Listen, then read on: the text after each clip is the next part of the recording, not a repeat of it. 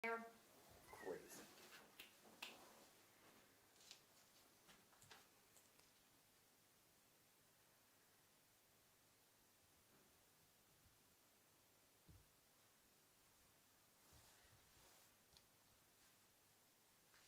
Hello everyone out there in the virtual cyber world. Thank you so much for tuning in today for Montana Votes 101, How-Tos, Myth-Busting, and History.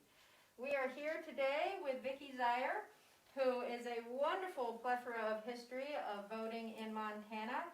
She is the former clerk and recorder and elections administrator from 1993 to 2014. And then the Chief Administrative Officer from 2014 until 2020, until her retirement this May. And Bradley Seaman, he is the Election Supervisor from 2016 to 2020, and our current Elections Administrator in Missoula County.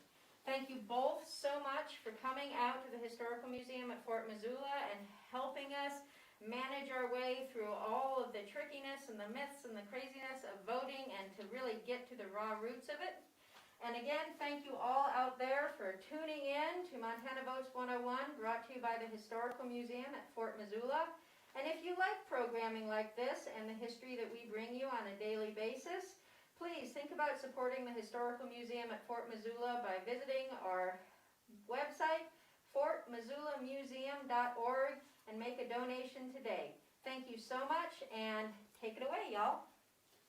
I'm going to start, and I'm going to cover what has happened over the last few years since I've been the election administrator, especially with absentee ballots and mail ballot elections.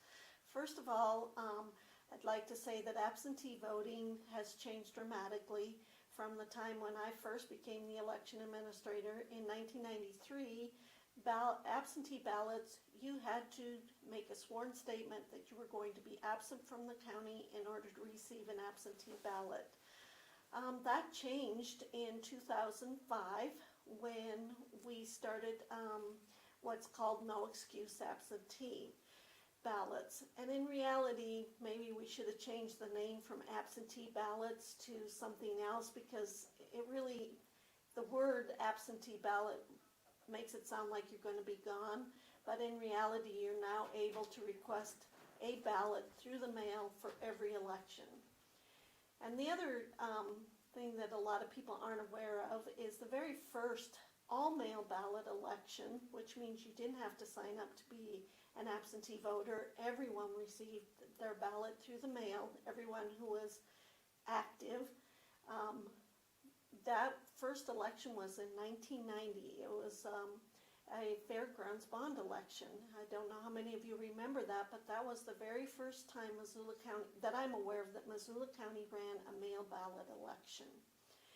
Over the years, and as the big changes for me as the election administrator happened after the 2000 presidential election year, and that's when we ended up having a big federal law called the Help America Vote Act. And the Help America Vote Act changed a lot of processes for us, and probably one of the bigger ones was that ID was required at the polls, and that you had to provide a Montana State ID number or your last 4 digits of your Social Security number when you registered. Prior to that, you did not. When I first became the election administrator, you just had to have your voter registration card notarized. That's long gone, but now our database verifies your state ID number or your last 4 digits of your Social Security in order for you to be registered. In 2005, is the very first election that Missoula County and the state of Montana used what we call the state voter registration database. That was part of the Help America Vote Act. Prior to 2005's elections, each county had their own database. And as you know, you can get to Ravalli County pretty quickly from Missoula County, and we didn't know if people were voting there and then voting in Missoula and maybe then going up to Lake County. There was no indication. We now have what's called the statewide voter database, and there's no way that you can vote twice in any county. So I think with that, that's kind of what I was going to cover in this first section, and I think Bradley's going to cover some information about the upcoming mail ballot. Yeah, thanks, Vicki. It's exciting to be here and going through this with you. So I was going to talk a little bit about what brings us to this election and what's making this election unique, what's similar about this election. And so this really comes with the start of the governor's recent directive this summer. This summer, the governor passed a directive under emergency powers which allowed counties to opt in to be a mail ballot county. What that means is that we would send a ballot in the mail to every registered voter who's in an active status. And about this resolution, one of the things that was really appreciated is counties got the option to decide. So if you were in a small county in the eastern part of the state where you have enough polling places, judges, and 0 cases of COVID-19, then they could have a polling place election. And in a county like Missoula, where we have a lot of other factors working in, we got the option to make that decision at our level. So this is really similar to how we just ran the primary election in June. In that primary election in June, it was the first federal election in the state of Montana that was allowed to be all mail. And in that election, every single county opted in to be a mail ballot county. With this, it was a very unique experience to run a very similar election to what we run, but on a bigger scale for a federal election. The best portion of this is absolutely that we had 12 percentage point higher turnout than in the 2016 presidential election. And the big difference in this is in 2016, in that presidential election, it was a contested presidential election. There were multiple candidates out. And in this election, by the time it was in Montana, it was really down to the 2 top candidates for the president. So that's huge. With this, the directive that came out this summer, the Board of County Commissioners passed a resolution that opted Missoula County to be a part of this mail ballot. And there were a few reasons that I touched really quickly on before, but they were polling places, training election judges, helping minimize the spread of COVID-19, and then record-setting turnout. So on those different notes, many of our polling places had said, we're not going to be able to be a polling place for you for the November election. Many of our polling places are in schools, and they couldn't say that they could let public into that building without a segregated way to keep students, teachers, as well as voters all safe and healthy. So we lost quite a few of our polling locations due to those very valid concerns. The next area was that when we had lost some of those polling places, we needed to train additional election judges. And in a polling place election, it's so critical that those judges know every detail of that job. We have multiple different jobs that judges serve in there, and they're very detailed on those requirements. So we were cautious about providing good training to our election workers and having a good experience come for our voters in that capacity. Then, to help minimize the spread of COVID-19, the best way that voters can vote to make sure their vote gets counted and to minimize that person-to-person contact is a mail ballot. So we opted into that mail ballot with the hopes that we'll have record-setting turnout again in November, do everything we can to prevent the spread of COVID-19, and parts of this are aspects that when we opted in, we must enforce social distancing requirements, we must enforce mask wearing, and we must make sure that we have prepaid postage on all of those envelopes that are going out to voters, so you can know that your postage is prepaid and that you can drop that in any mailbox and it's going to get into us. With this, kind of our plan for this upcoming current election is really about that all-mail election, and one of the biggest tools that you can utilize is the website of myvoterpagemt.com.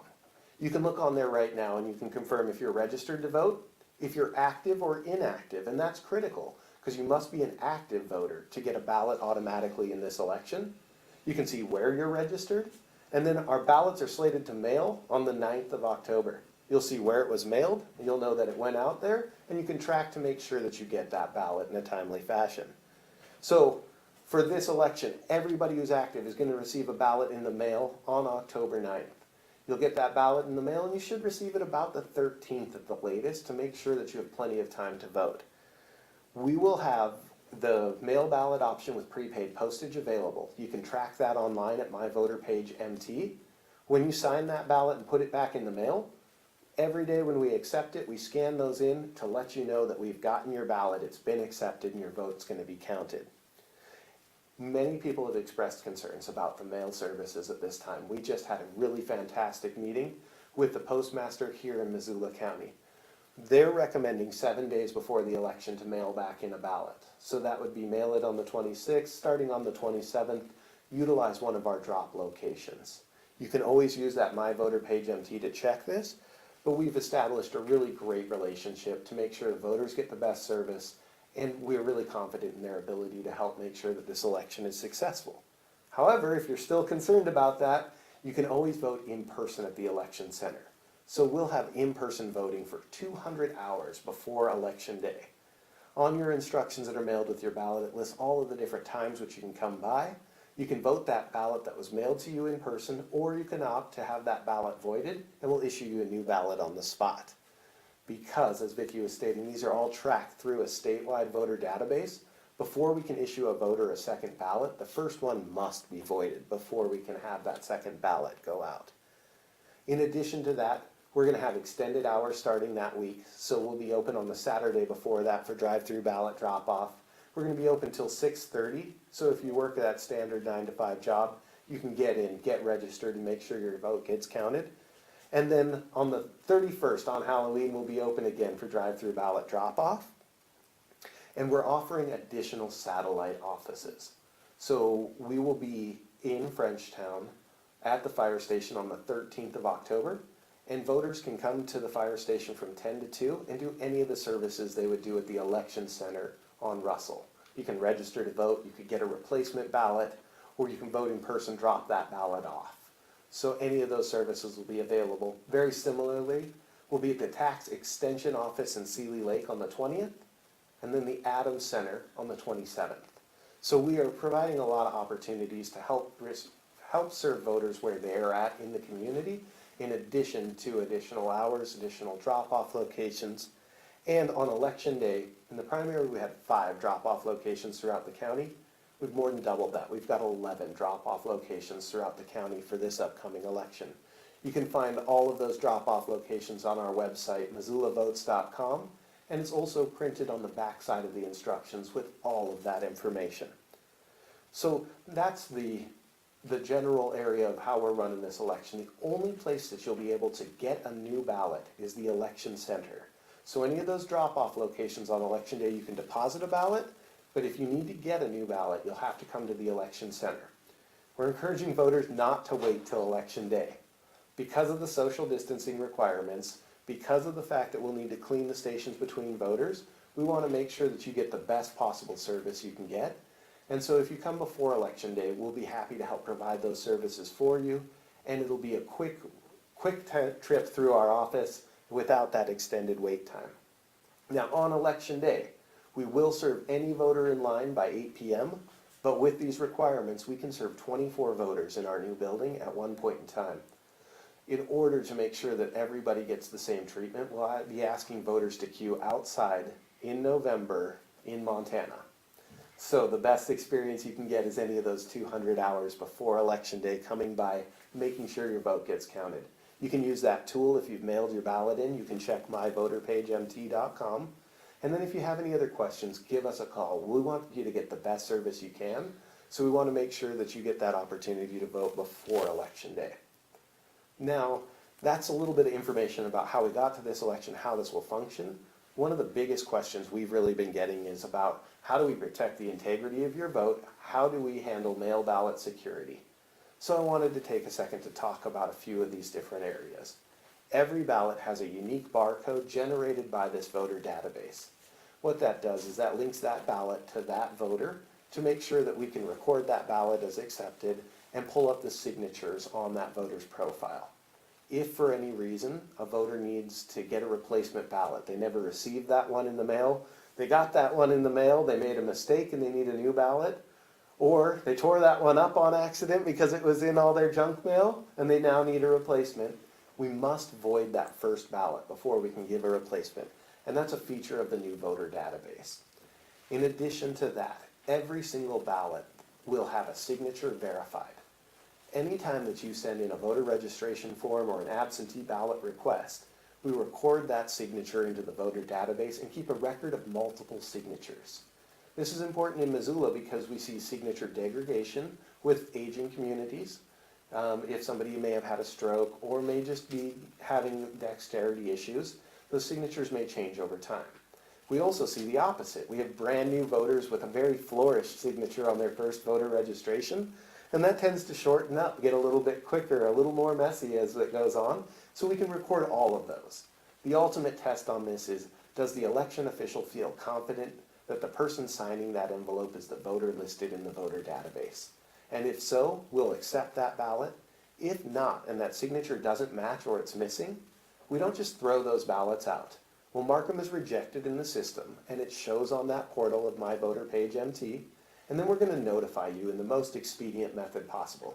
That means we're going to send you a letter because the system automatically generates that letter, and then if you listed a phone number or an email on your voter registration, we're going to call or email you because we want to make sure that every valid vote gets counted in this election, so we have the opportunity to resolve those signature issues.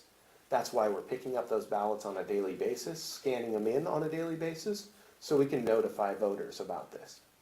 Now, in addition to that, all of our processes are under video surveillance in the elections office. We work in teams, so if a signature does get rejected, we have another set of eyes take a look at that and multiple people confirm that reasoning. Then when we are processing those, we're working under video surveillance in teams of 2 with a recorded log for each of those ballots signed by 2 election judges. We seal those and store them in a locked room under video surveillance in our elections office, and then when it's time to count those ballots, we proceed with a very similar process of opening them in teams under video surveillance, and then when counting, same situation, multiple teams, multiple signatures following these ballots through all of the process to make sure that at the end of the night we can account for every ballot that was cast and know that all of those votes were counted correctly. In addition to all of this, our systems are open to the public. So if you are interested in viewing this, reach out to our office. We have observer areas for all of these different areas, and we can walk you through that process to make sure that you know and understand. Nothing's better than taking a voter who has concerns about the process, showing them how we process our ballots, and then having them advocate for elections. So that's a little bit of a history of how we got to this new. I always like to point out that this will be our 5th consecutive vote-by-mail election in Missoula County. So it's not brand new to us. It's just a new way of running this particular election, and a little bit about some of the work we have done to help make sure that elections are secure. Wonderful, that was very interesting, and thank you for all of that. We've got a couple questions that have come in online, and we've got some questions that have come in beforehand for the past couple weeks. Since we were just talking about the signatures, is there a way that folks can look up what their signature is on file? As you know, many of us have gotten shorter with our signatures with time. So yes, how would we find out what our signature looks like? We want you to contact our office directly. Because this is how we verify your ballots, it's not public and it's not posted out on the internet, but you're more than welcome to contact our office directly and make sure that you can review those individually for your specific signatures. Now, in addition to that, one thing we did to really help reach out to voters was anybody who was listed as a polling place voter at the beginning of September got a mailing directly from our office. It let them know that they could use that form to update their signature in case they hadn't updated with a form with our office, to make sure that they could update their address, cancel their registration if they've moved out, or sign up to be an absentee voter. So this was a great way to kind of help work with those voters who may not be as familiar with the process. Fantastic, thank you, Bradley. So I'm going to go through some of the questions that have come in over the past couple weeks for folks getting ready for this. And again, thank you everyone who have tuned in right now and checking out Montana Votes. So this one is for both of you, Bradley and Vicki. In this county, have we ever had issues with voter fraud with mail-in ballots? I'm going to start that and say that I'm not aware of any fraud in a mail ballot election, mail-in or absentee, or any of our elections, to be honest. I wanted to talk a little bit about the voter database that we currently have, which went into effect in 2005. Prior to that, as I mentioned in my intro, is that we all had individual databases. And as I said, you can go from Ravalli County to Missoula to Lake, and we never knew if there were people duplicating, do more than one vote. And I will tell you, when we went in 2005, and the whole state was on this database, we had to verify duplicate voters, because there were duplicate voters, because voters didn't notify their old county that they left and then it came to the new county. So we went through every single duplicate voter, and we had to verify and notify the Secretary of State if we found anyone who voted more than once in any election. And we did not find one. And I will tell you that for me was I did not believe that was going to be the case, because I did think that probably because we had individual databases that there possibly could be at least one or two. I'm not aware of one that occurred. With this new database, what ended up happening is then we merged those duplicate voters. So all their records, so all their history was merged into the voter and to the current county where they reside. And so the database really did take a really hard look at duplicate voters, where they were registered, who was active, who wasn't, and to verify that there was no duplicate voting. I think that's really critical. Now what happens, and Bradley can go into more detail, but now what happens, let's say a student moves to Missoula County and they're currently registered in Gallatin County, but when they got to Missoula, they registered. Well, as you know, everybody is preparing for this election, and in Gallatin County, they may have already prepared them a ballot. In order for Missoula County to be able to register that individual, we have to notify Gallatin County that they have to void that ballot before we can actually register that voter in our county, in Missoula County. And that is the case statewide. Our system will not allow us to pull that voter into our county without having that ballot voided. And I think that's really important for people to know. Yeah, and following up on that, we're very fortunate to not have this. Voter fraud is very specific. This is intent to vote knowingly more than once. So that can be a very hard area to go through trial and prove.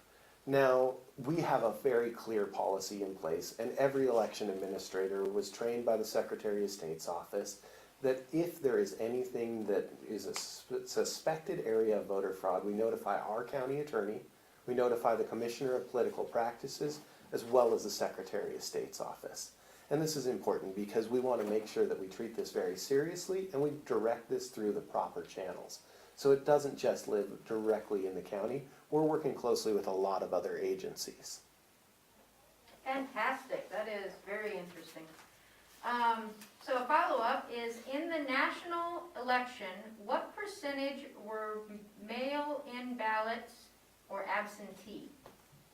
You bet. So I crunched those numbers for you guys just yesterday, actually, to help really verify. So there's a little bit of a confusion because in Missoula County, you heard me referencing that every active voter is going to get a ballot. We have a lot of inactive voters, and these are voters who have moved and not replied to mailings or missed a federal election and not replied to mailings. They're still listed as a registered voter here, but since they haven't been active, they're inactive, we don't automatically mail them a ballot. So in 2018, we were 66% absentee voters. We can compare that to the numbers from yesterday, and yesterday we were at 87,000 total voters, and we had 63,000 absentee voters. So we're at 72% right now. But if we compare that to our number of active voters, we actually have 73,000 active voters and 63,000 absentee. 85% of our active voters in Missoula County vote by mail. Wow, that's a lot of numbers. Thanks for crunching. Yeah, sorry about that. No, I love numbers. And I hope everyone who is watching us out there likes them as much as us. So here's another question, and this one is for Bradley. Given that we are going to receive a ballot in the mail, what recommendations would you give to all voters about this year's election that will ensure that their votes will be counted? Yeah, so we hit a couple of these things. 85% of our voters always get their ballot in the mail, so they're really familiar with this process. In Missoula, this will be our 5th consecutive vote-by-mail election. Since about 2007, we've run all of our municipal and all of our school district elections as vote-by-mail elections. So our voters are pretty experienced with this. As we mentioned earlier, we did reach out to all of our polling place voters to let them know, here's what to expect for this upcoming election. And the biggest aspects are your ballot's going to mail on the 9th of October. You should receive it shortly afterwards. We're really encouraging voters, if they haven't seen it by the 13th, to check myvoterpagemt.com and look online. And then a couple of the other areas that we really wanted to specify is that USPS recommended 7 days before the election to mail it. If at that point in time, you can check on myvoterpagemt.com to make sure we've received it, or we'll have extended hours or drop-off locations on election day. We want to make sure that you do everything you can to get your vote cast before election day so that you can have the best experience possible. We're very cautious about longer wait lines on election day specifically, due to the fact that we must enforce social distancing, clean these stations. So instead of the 30 people we hope to have serving voters on election day, we have 12 in order to keep the space requirements. So the best aspects that I have are check that My Voter Page MT, make sure that you've confirmed that your ballot's been accepted in here, and don't wait till election day if you do have a concern. Great. And a follow-up that just came in is, would you recommend, if anyone was a little extra concerned, that if they receive their absentee ballot, to just drive it in and drop it off at one of the locations? We're setting it up right now, our drop-off location for absentee ballots. That is always an option that's available. If there are any concerns about post office delivering that, you can come in and drop off that ballot. Anytime before election day, it's going to be a 20-second in and out sort of drop-off. On election day, it'll be a little longer, and that's why we've staffed so many drop-off locations. Wonderful. Here's another one coming in, and this one is for Vicki. When receiving primary ballots, they're broken down into different parties, and you can only vote on one ticket. Why is that? And can you vote for any candidate, no matter what party they are in the upcoming election? In the state of Montana, we have what's called an open primary. So that means you do not have to declare a party when you register to vote. Many states do require that you have to register, and you would only receive the Republican or the Democrat ballot. You would not receive both, or in our case, the Green Party or whatever party ballot. So in the state of Montana, we're an open primary. You receive all the ballots that we have that have candidates, and then it's up to you to choose one ballot to vote. And that's just in the primary. In the general election, you don't have to stick with one party. You can vote Democrat, then a Republican, then a Libertarian, then a Democrat, whatever you want, because in a general, you get a vote for any candidate. But in a primary, that is really an election for the political parties, and it's really important to understand that we have an open primary. If we had a closed primary, you would have to declare the party, and you couldn't pick. You would have to change your voter registration in order to get a different ballot than what you're signed up to get. And I think that's about all I would have to add to that. Do you have anything? No, just a lot of people like that extra level of secrecy. You know, if you declare a party in the primary, you can likely determine how somebody may vote in the general. And I love that we don't track it on your voter registration. We don't track it when you're voting in the primary. And it's an added level of secrecy for Montana state voters. Fantastic. Here's a question that just came in via Facebook. If there is a problem with my ballot when you get it, what happens to cure or fix it, like provisionals or unclear markings? Yes, so with this, there's a couple of different areas. For signature errors, then we're going to notify you in the most expedient method possible. That's that letter we're going to send that same day, and then we're going to follow up with an email or a phone call. to help remedy that signature error. With a mail ballot, what we do is when we're counting those ballots, anything that appears as a blank ballot or has an overvote in there or is a damaged ballot, those are specifically sorted by our high-speed counters. Every one of those ballots goes to a team of 3 election judges trained by the elections office. And these are 3 individuals without a majority of one party at any table, important here. And what they're going to do is they're going to review that ballot. Human eyes are going to take a look. We have very clear guidance from the Secretary of State that is called determining a valid vote. So using that guidance from the state, those 3 judges are going to take a look and confirm. We just had an election on the 22nd. We had a ballot voted in gold pen. It didn't read that. But it was very clear the way that voter intended to vote when we took it to that board of humans. They could duplicate that ballot to make sure that that voter intent was met and that vote was counted as the voter intended for it to go. So anytime that there's an unclear mark, anytime that it looks like a blank ballot or it reads too many marks, we're going to have individuals review those ballots manually, confirm if we can determine that voter intent, and then if they can, they follow a log to duplicate that ballot. So they stamp the first one as the original, they track it on a log, they stamp the second one as the duplicate ballot so that there's a clear paper trail between those. And that way the voter intent is cast and the ballot is counted as that voter intended. It's a really great process.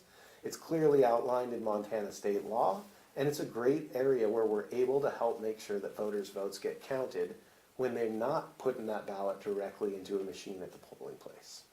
That's interesting. Wonderful, thank you. This one is for Bradley. Where are some places I can go to find out unbiased information on candidates? This is one of the toughest questions we get in the elections office. There is so much information floating around and people want to do good research on candidates. We don't ever provide out direct information from candidates or issues. So that way it's very clear that the elections office does not appear to support any candidate or issue. There are a lot of resources for information out there. A few areas that I can highlight to help guide people towards the right area is if there is a voter questionnaire. So they're asking candidates the exact same questions. And you can review those same questions and the same answers. That's a great resource. However, remember that just about every news outlet, media outlet, magazine, paper, or internet site has some sort of bias. So you may not want to take just one source. You may want to look for a couple of additional sources. And we see these come from the local Missoulian newspaper, from different organizations, third-party groups that work in parallel to elections. But we really want voters to check more than one source to make sure that they're not getting some sort of biased information as well.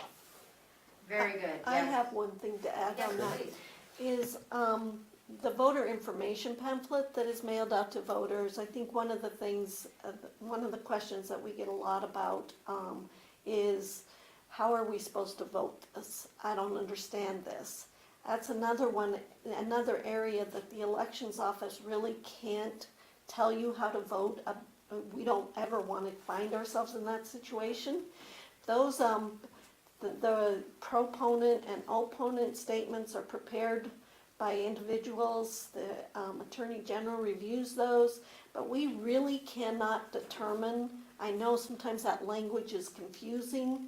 You know, should I vote yes because I don't really want it, or should I vote no because I do want it? It's just another area that the elections office is not able to assist you. And those are going to mail on the 5th, so you should get them directly before you get your ballot in the mail. Fantastic. Yes, it's so vital to check your sources and to look at many sources when making decisions. Here is one that, wow, I've got a couple coming in off of our live stream here. So, oh, this one's an interesting one. What triggers a recount and how does that work? Go ahead, I can do too. You go Yeah, I ahead. love this because Vicky's got a lot of history and experience, and it's so exciting because recounts are something we were discussing right before this started. Recounts are automatically triggered if the race is within 1/4 of 1 percentage point of the vote. So that's a pretty narrow margin. It depends on the race. You know, if The number of votes changes that margin pretty drastically. So it's 1/4 of 1%, and there will be a recount. Now, Vicky, help echo me on this too, without my law book in front of me. 1/2 of 1%, a candidate may request a recount at a charge to that candidate. So they must put forward a bond for the cost of that recount. We've got a great little workbook that we can put together to determine the number of people we'll need, the number of hours it will take. But if it's 1/2 of 1%, the candidate must request and put forth that bond for that recount. Outside of that margin, there is not a call for a recount. And the one thing to remember is the candidate and a recount cannot be declared until after the canvass, which is 2 weeks after the election. We have to have, nothing is formal, or nothing is official. The results are not official until we've held our canvass. And if it's a statewide race, you have to wait for the statewide canvass. So it all depends on the canvass, and then whether you want to have a recount or not, or whether we automatically run one, will be determined after the canvass. This is some great information, y'all. Thank you. We've got some coming in on the live stream and still going through our ones that folks emailed us. So this one is for Bradley or Vicky, or both. The method of voting is a paper ballot that is fed into a counting machine. Is that the same method used at polling stations in Montana? I can start with that. Each county small counties mostly, probably hand count their ballots because they don't have very many ballots to count. But in the majority of our counties, they do use a tabulating equipment, and there's 3 or 4 different equipment that has been certified by the Secretary of State, and that's what is used in our county. I just want to make sure that I covered everything there. I think one of the things to remember is, as Bradley talked, whether you're at your polling place or we're doing a mail ballot, the machines are very similar. They still kick out if you've overvoted a ballot, if you have a blank ballot, and they'll go to a resolution board in the case of all our absentee or mail ballot. At the polling place, then the voter is the one choosing, do you want to accept it with an overvote, or do you want the ballot back to correct it? So that's really the big difference with the tabulating equipment. I don't know if you have something to add. Well, just that there are multiple different ways that counties run this, from hand counts to machine counts. In our polling places, we've had a tabulator there that a voter feeds it into. In many counties, they deposit it into a drop box, like you would for a ballot in this election, compile them together for what we call central count, where it's then counted the same way we do for these ballots. But not every county has the actual machine where you can put it directly into. All of the counties have a paper ballot, and this is critical towards election security because it allows us the opportunity to do a recount of these paper ballots that are the same as they were on election day. And it also helps us with auditing our equipment after the election to make sure it functioned correctly. So these are great ways that we can help verify the integrity of this election. And I will just say the state of Montana has done a great job. We do have what we call a post-election audit. We verify all our tabulating equipment. We're required by state law to make sure that the machine's tabulated. So we physically, even though we don't have a recount, we still take that paper ballot and compare it to the results of the precinct to verify that the machines did indeed read those correctly. The other thing to note is that none of our machines are internet. They're all standalone pieces of equipment. Nothing is connected to the internet. So there's no way that we could get a virus or something like that way. This is a lot more involved than I thought. I have a question. At one point, do you think that mail-in ballots will evolve into a different form of voting, like online voting or call-in voting? Like, when do you think that might be a feasible option? I don't believe it's gonna, what it's gonna require is a statutory change. I believe in 2005, there was a law that recorded that requires that Missoula, or the state of Montana use paper ballots. are many counties, or states, excuse me, not counties, states that use electronic voting, and they have gone back to paper ballots because paper ballots are so dependable. And I would say it's gonna be a while before you'll see that. Great, and that was Scott, who is doing our wonderful recording for us. Thank you. Awesome, fascinating. I had no idea how involved that process was. So this one again is for Vicky or Bradley or both. And this is, at polling stations, who are the legal attendants who check registration status and assist with the voting process? I'll grab this one. So normally those are our election judges. So by law in Montana, you train election judges on even-numbered years before the primary. Every election judge must be trained by the election administrator in their county and certified to vote. We were in the heart of election judge training in March when the pandemic caused us to cancel election judge training and across the state to really make sure that we had enough judges scheduled and trained and ready to go. So in that polling place, those are your election judges trained by the election administrator. Now for this election, it's a little bit different because when people come to get a ballot, they're actually going to be at the late registration office. And those are temporary workers who that we hire on a regular basis. They can help us for multiple elections. Some help us just for one election. We just recruited and trained in 10 new people for this role. And we are working with those staff. So it's a little bit different. They're not trained volunteers from the community. I always call our election judges paid public servants because they are paid, but it's at minimum wage. Nobody's doing it just for the paycheck. They're all very dedicated to elections as well. And for this other capacity, since they're working directly with the voter database and they're helping make sure that we're issuing those ballots and accounting for those ballots in the database, they're trained temporary staff. So it's kind of a mixture in Missoula.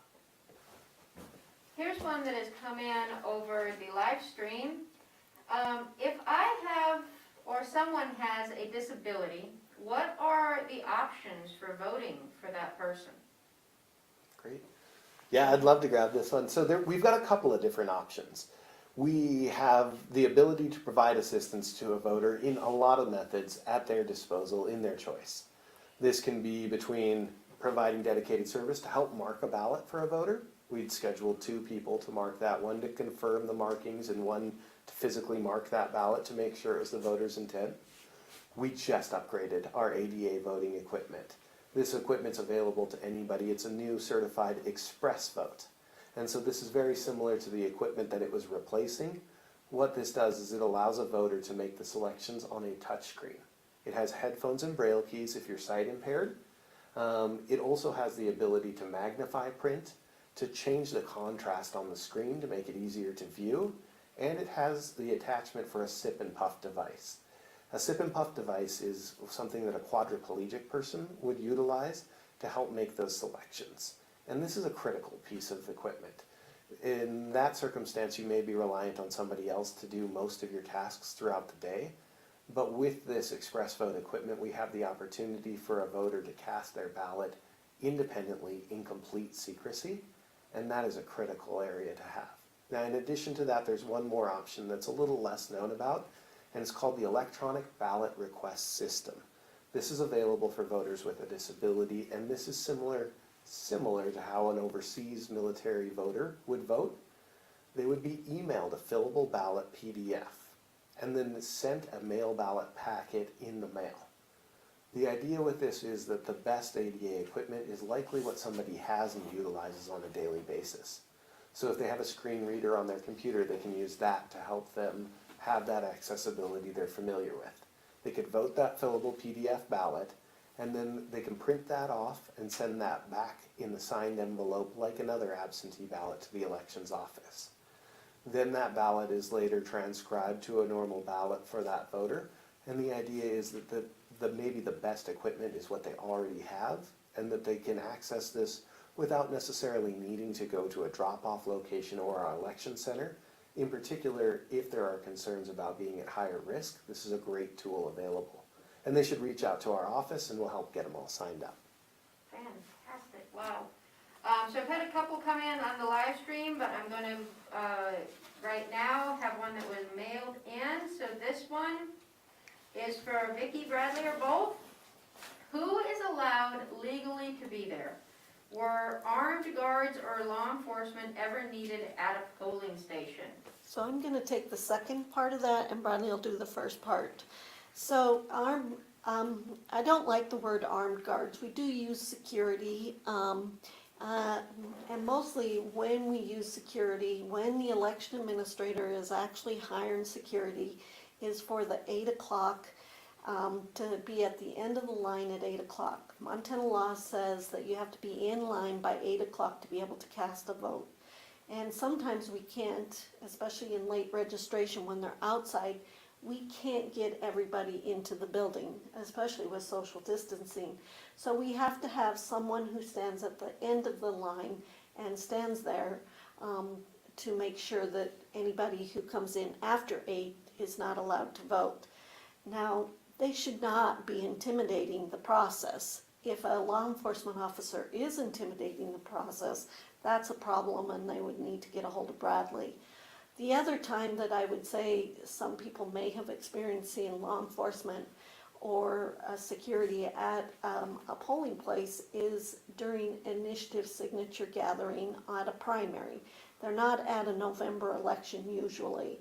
And this is during the primary when you have both the opponent and proponent of this initiative there at a polling place.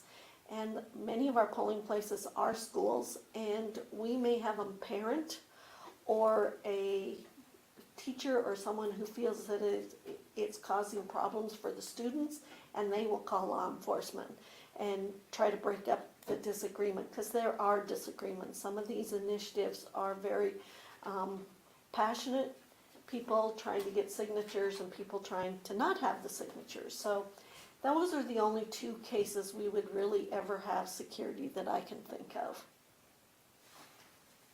Yeah, and who is welcome at the polling place? We've got a motto. Election day is for the voter. There are a lot of active parts in an election, and so at an election you may see an independent observer, somebody who just wants to observe this process to make sure that it is functioning in accordance with law. You may see a poll watcher. These were, for a polling place election, they're assigned by the party with a list of their voters, and the idea is that you state the name of the voter appearing and you check them off of your list, so that halfway through the day you can say, these 50 people need to come and vote today. We don't see that as much with a mail ballot election because there are no registers, there are no polling places. Instead, the list is the list of everybody who has an absentee ballot and who has returned those ballots. There are petition signature gatherers that are a part of this, as well as candidates and campaigns and exit polls. There's a lot of moving parts. Now, electioneering, supporting a candidate or an issue that is on the ballot may not occur within 100 feet of a polling place entrance, any entrance to a polling place on election day. So that's a very specific area of law, is that you can't support an issue, a candidate, you can't have anything of monetary value within 100 feet of an entrance to a polling place on election day. Those other processes are permitted to be at that polling place, but the key is that nobody may impede the voting process.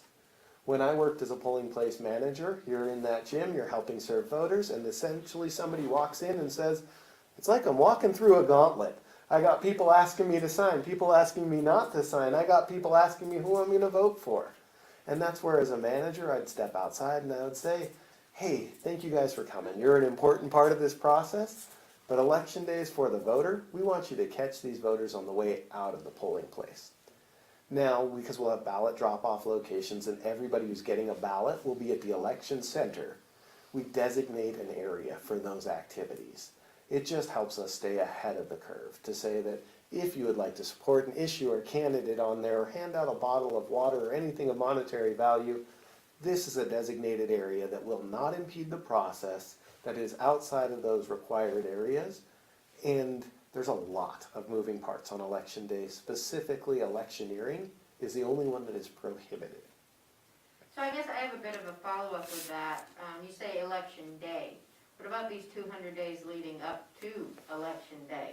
So, on these 200 days leading up to Election Day, since it's all at the elections office, we have that same designated electioneering area out there and available. Now, it's public area, so you can't just put up a sign and leave it. There are no yard signs permitted on public property, but if you wanted to be there to help support those issues, we have that designated area available for those voters. Perfect. So let's ask a few of these that are coming in on the live stream. So this is from Jenny. You mentioned the envelope is prepaid.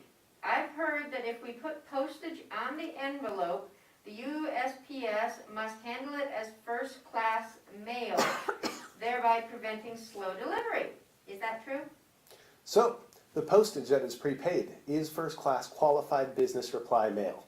It is treated just like first class. So, if you put a stamp on there, you are saving taxpayer dollars. We're going to track every one of those envelopes and request a rebate for any postage applied. So that is a great way that you can help support elections in the county and help our tax dollars go a little bit further. The business reply mail or first class stamp are treated the exact same by the post office with the same delivery. So if you put a stamp on there, you're helping save the county. And if you don't put a stamp on there, it gets the same delivery as a first class letter. Well, obviously, I've been helping the county out a lot because I put 2 on every time. Well, and this is new. This is brand new. This was something we did after the primary election because we metered postage on every one of those envelopes. We send out 70,000 ballot packets, but we received in about 45,000 ballot packets back. That meant that there were 30,000 ballot packets out there with 50 cents of postage of taxpayer dollars that did not get utilized.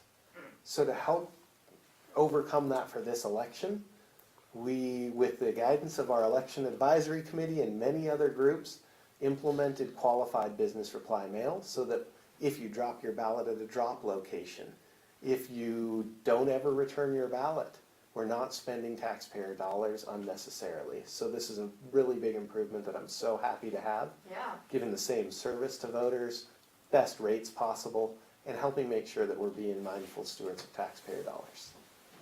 Perfect. All right, another question coming in from Ann.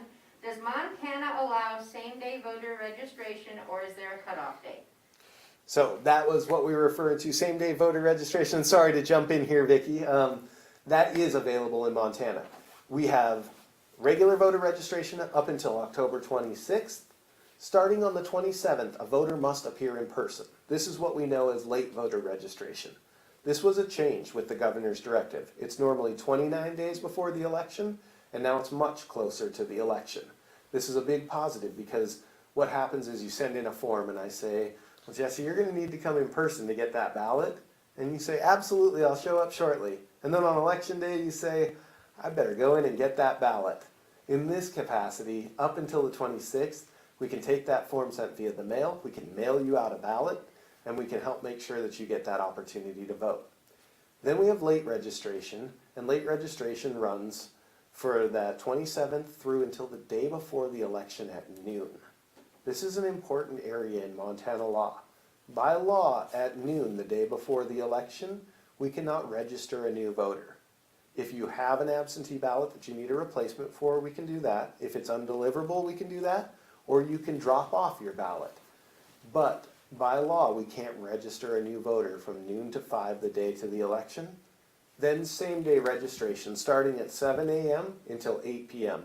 And anybody who's in line at 8 p.m. will get service.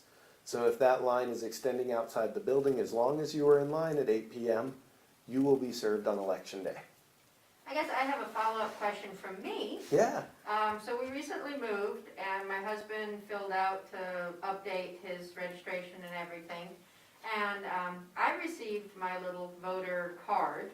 He hasn't. He's a little concerned. I've checked on my vote. What's the website again? MyVoterPageMT.com. MyVoterPageMT.com, and it shows both of us are signed up for a proper location and absentee. Should he be concerned because he didn't receive his little card yet? I would not be concerned about not receiving that card yet. We have received thousands and thousands of voter registrations in the last month. It has been a lot. Many duplicates because of third-party mailers, many people updating signatures, but what that means is that we generate those cards as those are processed through. If it shows on myvoterpagemt.com, that is a portal to the voter database, so you know that that information is updated and correct. Sometimes that mail gets a little bit delayed in being printed, sorted, and sent. But what we've been telling voters who've come in and dropped off a form recently is, hey, thank you so much, we're going to get this processed. Ballots mail on the 9th. You may get your voter confirmation card before then, or you may get your ballot on the 9th, and you'll know you're registered, and that confirmation card will be shortly behind. All right, awesome. Okay, so where were we? All right, so this one is for both, either or. And actually, this one was sent in, and I think this kind of answers your question too, Scott. Is the state looking at going completely electronic with the voting process? So that's a nope.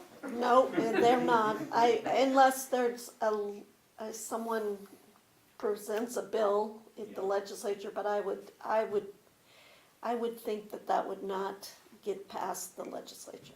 All right, and thank you to Samantha for sharing the myvoterpage.com link on our website, or on the live feed. Thank you very much.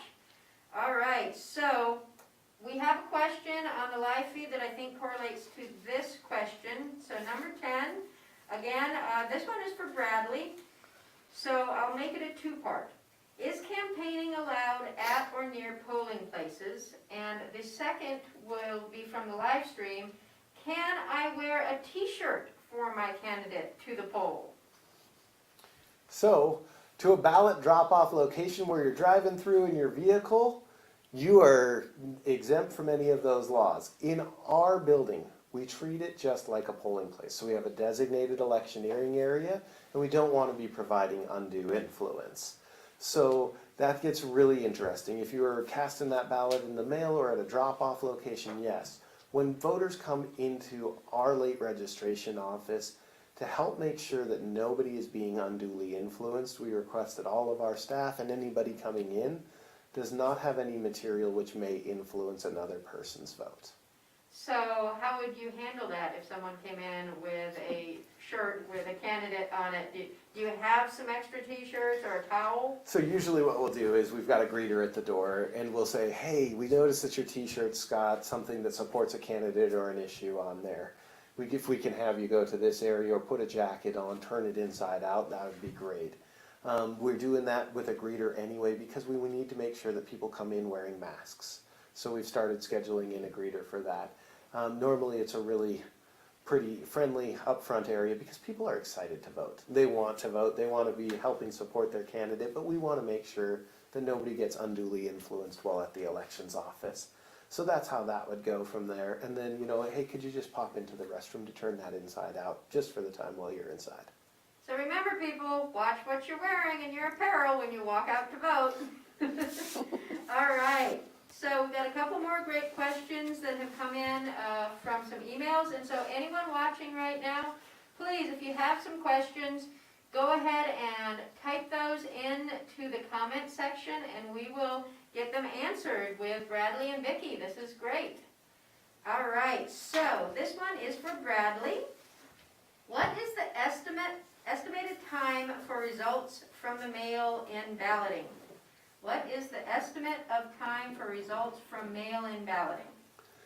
So I'd love to talk a little bit about our process on this. I mentioned it really briefly earlier when we talked about ballot security. We had some changes to the law in the last legislature that allowed us more timely results. And Missoula County is doing everything we can to provide accurate results as timely as possible. Now you'll notice I started with accurate results because that is paramount, that our results are accurate. We can start preparing ballots to be counted the Thursday before the election. This is taking the secrecy envelope, opening it, and flattening them so that when they get to our counting machines, they go through in a smoother process.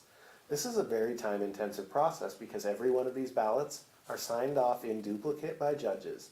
We put every single envelope on a spindle so there's a hole going through it to make sure there's not a ballot left inside the envelope. We always want to make sure that every ballot gets processed and accounted for. So Thursday before we'll do that, the Friday before we'll do that. We'll seal these ballots and store them locked and under video surveillance until the Monday before the election.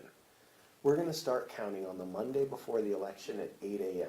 and we're going to run through until 8 p.m. that day. What this does is this lets us get a little bit ahead.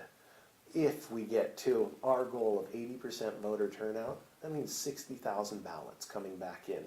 Times 2. So every one is a 2-page ballot. So it's 120,000 pieces of paper that we are organizing and sorting and accounting for. Now, to help with this process, on Monday at 8 a.m., we have 4 high-speed tabulators that'll be in operation. On election day, we always reserve 1 more to retest after our public test to ensure that it is functioning properly. So we'll test that, and on election day, we'll be running all 5 pieces of equipment. Our first results are going to come out at the close of polls at 8 p.m. So we want that to be as totaled as possible, but accurate first. So we're going to make sure that that first result comes out. We'll have a really good idea at that point in time, hey, we are 80% way tabulated, or we're 70% of the way tabulated, and we'll run through until midnight. At that point in time, we've been running from 7 a.m. till midnight, and everybody's getting a little groggy. We need accuracy. So we're going to pause that process. If we still have ballots to count at midnight on election night, and we'll come in the next day at 8 a.m. and count through until completion. So our first results are at 8 p.m. If it runs past midnight, we'll pause that process and resume again the next day at 8 a.m. All of this is due to the changes that the legislature made to the law, and they're paying off in dividends right now because we're able to help with these record-setting numbers of ballots to process to ensure that they're accurate and timely results on election night. And I think it's really important to understand in the previously to the 2019 legislature, you were not allowed to leave till your count was completed. So that meant sometimes that you worked 48 or plus hours straight running tabulators and trying to get, and I can tell you, you try to be accurate and you haven't slept for 48 hours or plus, and you've also worked a lot of hours up and before the election. Now all of a sudden you've worked 48 hours. The accuracy of the count is so important, and we want to make sure it's done right. And I think this is a great new law that's changed. It will change, and yes, it means we may have results a little later, but we want results that are accurate. Yes, that is something we do want. And as maybe a little bit of a follow-up to that one would be, what do you think the percentage is of ballots that come in before Election Day? So this is a really hard one to track and account for, and I did a little bit of digging on this ahead of time, and I don't have an exact number for you guys based off of the previous. What we see is roughly 25% of the ballots come through on election day.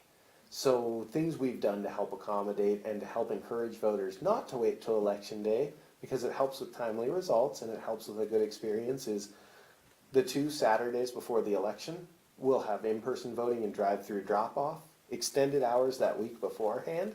But we really want to encourage voters to know that as soon as you can make a decision on that ballot and cast that, the quicker you return it, the easier it is for us to get those results out on election day. However, that being said, we will count every valid vote that comes through, and we'll make sure that they're all counted accurately.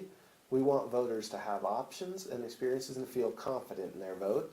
But we're at about 25% that we're getting on election day. And I think it's important for people to understand. I know there's people who say, well, why does it take so long for 25% of the vote when you've counted up 75% in Monday and Tuesday? Well, the reason is we have a very complex reconciling process.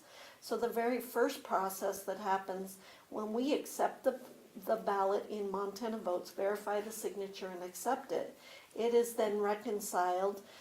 We have to then send that list of what ballot we said we received, because it's in a different area. We send it to 2 people to verify that we have that. Then the ballot is removed from the signature envelope, and then the secrecy envelope is stored away with the reconciling sheet. And then when, as Bradley said, that now we'll be able to start doing this on Thursday, they'll take them out of the secrecy envelope. They'll do another reconciliation to make sure they still have the same number of ballots that they said was in the secrecy envelopes to verify that. And then when it gets to the polling or to the tabulating center, they do a third reconciliation with the machines to verify that there truly was 100 ballots in this batch.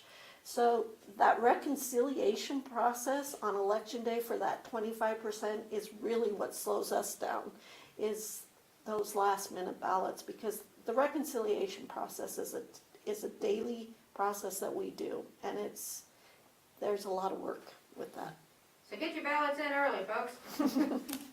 All right, so this is the last question we have that was emailed in. So folks out there watching us, if you have any burning questions, get them in now because we'll be wrapping this up soon. And again, thank you, Bradley. Thank you, Vicki, for coming and doing this great presentation with us. And for all of you who are watching, thank you so much for tuning in with the awesome questions you've been asking. And if you love what the Historical Museum does, please visit our website at fortmissoulamuseum.org and make a donation to help keep history alive and for future programming like this. Every little bit counts, and right now, an exciting thing is from now through November, every donation is matched by a generous supporter. So if you want to make a $10 gift, it becomes $20. If you want to make a $10,000 gift, well, that technically would become $20,000, but that might cap our match. But get on there and support history, and thank you so much. So we have a last question here, unless anything comes in on the live feed. And this has been touched on in the past, but it's, I think, a little bit more of the historical side to things. And this is for Vicki, what accessibility issues have you had to deal with over the years?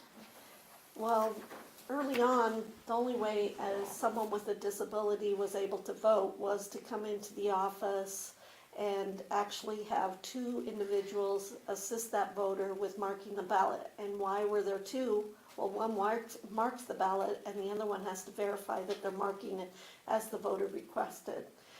And the Help America Vote Act changed some things, and we then had the ADA equipment, which we started with the auto marks, and now they have the new express vote. There have been a lot of changes for the disability community to be able to mark their ballots independent of anybody seeing how they vote.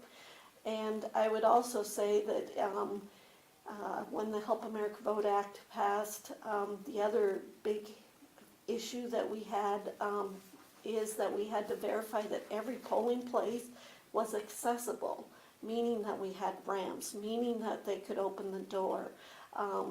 Prior to the 2005, we had polling places that didn't have a ramp and were only stairs, and we weren't required. So a lot of things have changed for the disability community, and I know that Bradley's done recent polling place inspections again. You have to constantly be doing them, but I think we're doing the right thing in trying to get that so that every voter has the right to access the polling place and the election process. Yeah, we completed all of our accessibility surveys for the primary election in early March and had to pivot. One other area that's been very helpful in Missoula County, we have an elections advisory committee. And one of the members of our election advisory committee is specifically portioned for a member of the ADA community. And I rely very heavily on that when we're coming up with plans for our election day, with layouts of our parking lot, with other areas like that, to help make sure that it's not an afterthought, that it's a part of our planning process.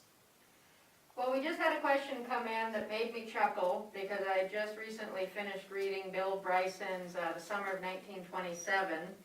And so I actually know who this question is kind of talking about. And so this one's for Vicki, and maybe Bradley can kick in. They used to say that you could vote early and vote often.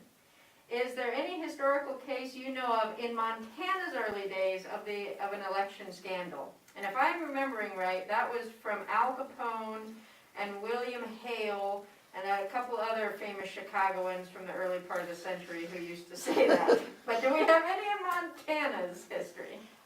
as far as I'm aware, and obviously that's from 1990 to present, I'm not aware of anybody who vote early, vote often.